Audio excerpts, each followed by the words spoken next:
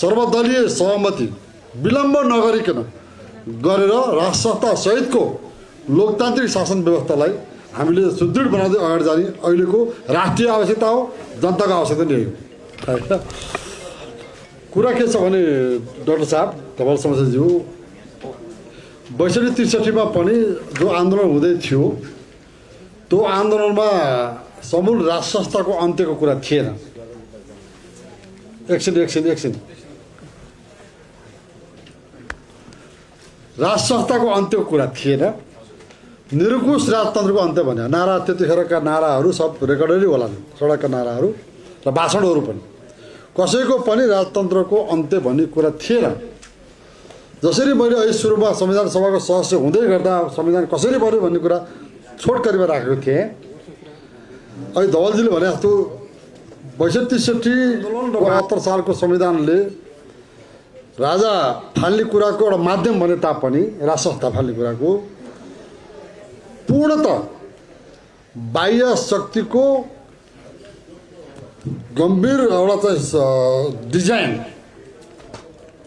Design र योजना अनुसार नेपालका मुख्य राजनीतिक दल र घटकहरूलाई चाहिँ प्रयोग गरेर दबाब चाहिँ नभनिहालौँ, प्रयोग गरेर चाहिँ राष्ट्र संस्थाको अन्त्य भएको हो। र आज अब हाम्रा विशिष्ट वक्ताज्यूहरूले आफ्नो विचार राख्नु भएको छ, कतिपय म सहमत हुन पनि नसकौँला, हुन पनि र पनि आज इतिहासमै नेपाल यति ठुलो सङ्कटमा छ।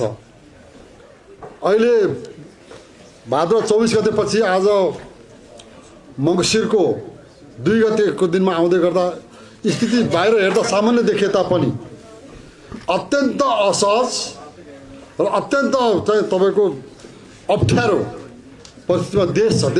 म दलहरूको कुरा गरिरहेको छैन, देश छ। त्यसकारण कुनै पनि राजनीतिक दल विशेष गरी र नेताहरूले अब यो समयलाई देशको लागि विगतमा कमजोरी भए तापनि गरे तापनि र विगतका आफ्नै कमी कमजोरीको कारणले जे जति अहिले अब चाहिँ भौतिक आक्रमणमा पर्न परे तापनि, गाली खान परे तापनि, एक किसिमले सामाजिक बहिष्कारमै को परिस्थिति सिर्जना हुन खोजे तापनि फेरि पनि सम्पूर्ण प्रमुख राजनीतिक दल, जिम्मेदार नेताहरू र सबै सर्वपक्षीय एउटा चाहिँ सहमति देशको लागि र मैले फेरि राष्ट्र सत्ताको लागि मात्रै होइन, नेपाल देशको भविष्यको लागि, नेपाल देशको रक्षाको लागि सर्वदलीय सहमति विलम्ब नगरिकन गरेर राष्ट्र संस्था सहितको लोकतान्त्रिक शासन व्यवस्थालाई हामीले सुदृढ बनाउँदै अगाडि जाने अहिले